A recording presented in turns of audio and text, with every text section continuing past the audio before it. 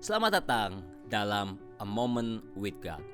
Kiranya setiap kita menikmati momen indah bersama Tuhan melalui firman-Nya yang membawa kita mengalami sukacita dan pengharapan di dalam Kristus Yesus. Let us take a moment with God.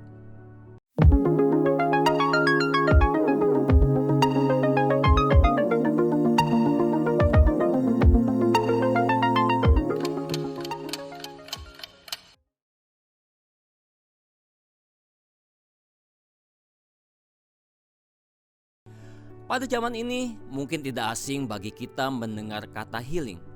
Istilah gaul bagi anak-anak muda. Mereka sering bilang, lagi healing nih besti.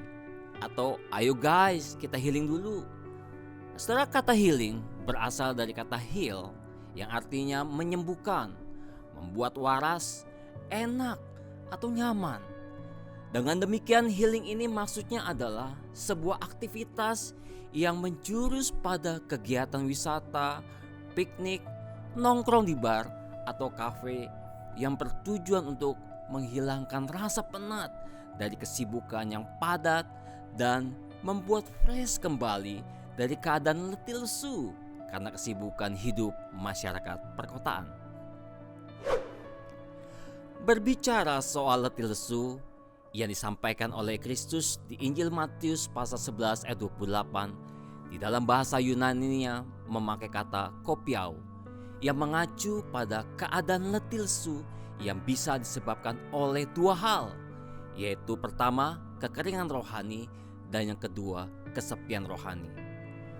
Kondisi demikian dalam istilah spiritualitasnya disebut desolasi, yaitu situasi di mana Tuhan terasa jauh serta kehidupan rohani terasa lesu dan tak bersemangat, sehingga seseorang mengalami kesepian rohani. Dalam situasi ini, seseorang bisa saja tampak ceria, gembira, tetapi sebenarnya sedang mengalami kekeringan dan kesepian rohani, kegalauan, kesepian luar biasa. Tampak tertawa, tetapi hatinya menangis karena penuh ketakutan dan kekhawatiran. Kondisi ini juga dapat dialami oleh kita sebagai orang percaya. Dan apa dampaknya?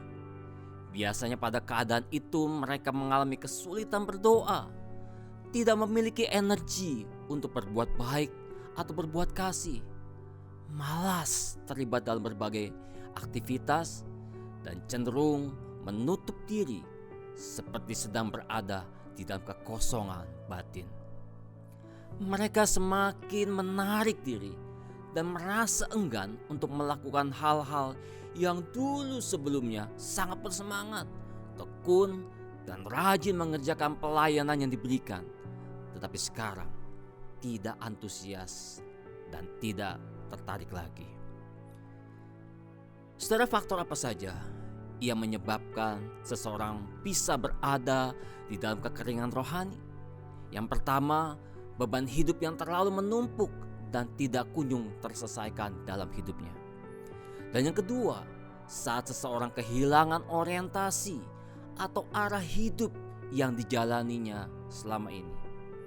Dan yang ketiga, tidak adanya sahabat atau teman bicara saat ia menghadapi masalah. Ia merasakan sebuah kehidupan yang loneliness. Dan yang keempat adalah dosa-dosa yang telah diperbuatnya dan lain sebagainya.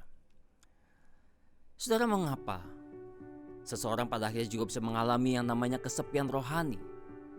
Ada 3 alasan yang umum yang biasa terjadi. Yang pertama, karena kesalahan orang itu sendiri. Mungkin dia malas, terlalu longgar dalam latihan rohani.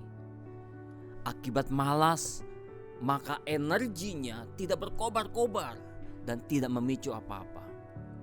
Yang kedua, karena Tuhan mau melihat sejauh mana iman seseorang bertahan jika ia tidak mengalami konsolasi, yaitu penghiburan rohani. Khawatirnya iman orang itu bersyarat. Contoh kisah Ayub. Ayub dikatakan sebagai orang yang saleh, tetapi kesalehannya lahir daripada budaya, daripada hukum yang berlaku pada waktu itu. Dan ia belum sungguh-sungguh mengalami sebuah perjumpaan di dalam kehidupannya bersama dengan Allah. Peristiwa sulit dalam hidupnya, tekanan, penderitaan, pada akhirnya membuat Ayub mengeluarkan sebuah pernyataan iman yang luar biasa. Dia berkata, "Dulu aku mengenal Allah apa kata orang, tetapi sekarang aku melihat Dia langsung." Dan yang ketiga, karena orang butuh sarana untuk memahami kegiatan rohaninya. Bukan semata-mata soal disiplin, melainkan juga mau dipakai oleh Tuhan sebagai sarana penghiburan. Secara manusiawi, orang akan merasa lega kalau ia sudah menjalankan pedoman-pedoman rohani, kehidupan doa secara disiplin. Tetapi kelegaan itu harus diupayakan terus. Dan hidup rohani harus berdampak pada orang lain juga. Terkadang Tuhan izinkan masalah terjadi supaya kita dapat dipakai menjadi berkat bagi orang lain. Dalam kondisi demikian, dalam situasi yang sulit, sesungguhnya ada healing yang sejati buat kita, yaitu Kristus. Ada pengharapan di mana Kristus memberikan undangan yang penuh kasih supaya kita mendapatkan healing yang sesungguhnya darinya. Yesus berkata dalam Injil Matius pasal 11 ayat 28 sampai ke 30. "Marilah kepadaku semua yang letih lesu dan berbeban berat. Aku akan memberi kelegaan kepadamu. Pikulah kuk yang kupasang dan belajarlah padaku, karena aku lemah lembut dan rendah hati, dan jiwamu akan mendapat ketenangan. Sebab kuk yang kupasang itu enak dan bebanku pun ringan." Ini artinya, dalam situasi kekeringan rohani dan kesepian rohani, Kristus menawarkan healing yang sejati. Ia berkata, "Marilah kepadaku." Siapa? Semua yang letih lesu dan berbeban berat. Itu artinya penting untuk kita pertama-tama menjadikan Yesus sebagai pemimpin, pengarah, dan memfokuskan pandangan kita kepada Kristus serta menaati hukumnya. Itu yang terkandung di dalam kalimat selanjutnya ketika dia berkata, "Aku akan memberi kelegaan," di mana kata "aku" ditekankan. Ini berarti hanya Kristus yang bisa memberikan kelegaan tersebut. Kristus menjanjikan penghiburan yang sejati. Tetapi persoalannya memang adalah kita yang sedang berada dalam situasi letih lesu dan berbeban berat tidak dengan mudah percaya bahwa Yesus mampu memberi healing sesungguhnya. Dan kita cenderung mencari ke hal-hal yang bersifat sementara, seperti piknik, wisata, ke kafe. Karena itu, pada saat berbagai masalah datang dalam kehidupan kita, dan hal itu membuat kita mengalami letih lesu dan berbeban berat, maka kita perlu melakukan langkah tepat agar kita mendapatkan konsolasi, yaitu penghiburan. Maka Yesus berkata, kita harus memindahkan ketaatan kita atau kuk dari dunia kepada Yesus.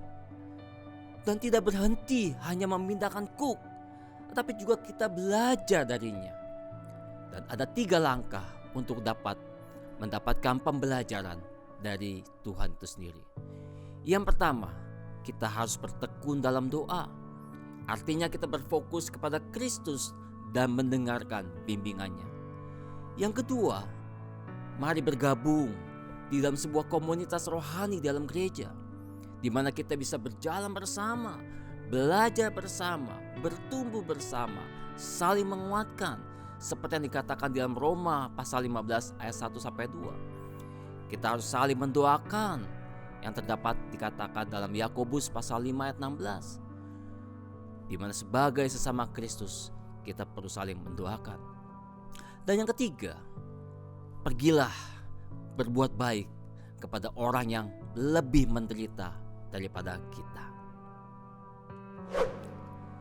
Pada akhirnya, Sebagai orang Kristen, kita perlu menyadari bahwa selama kita masih hidup dalam dunia ini, kita masih bisa dapat mengalami berbagai beban dan tekanan kehidupan. Sehingga sangat mungkin kita masuk dalam situasi letih dan lesu dan berbeban berat. Namun yang kita harus lakukan, jangan mencari healing yang bersifat semu, namun healing sejati, yaitu Yesus Kristus. Kita harus menjadikan Kristus sebagai pemimpin, pengarah, memfokuskan pandangan kita kepadanya, serta menaati hukumnya.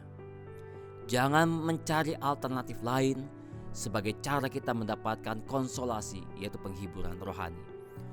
Tetapi mari kita miliki hidup tekun berdoa, mencari komunitas rohani, dan pergi berbuat baik sebagai sarana healing kita yang sejati. Tuhan memberkati kita semuanya.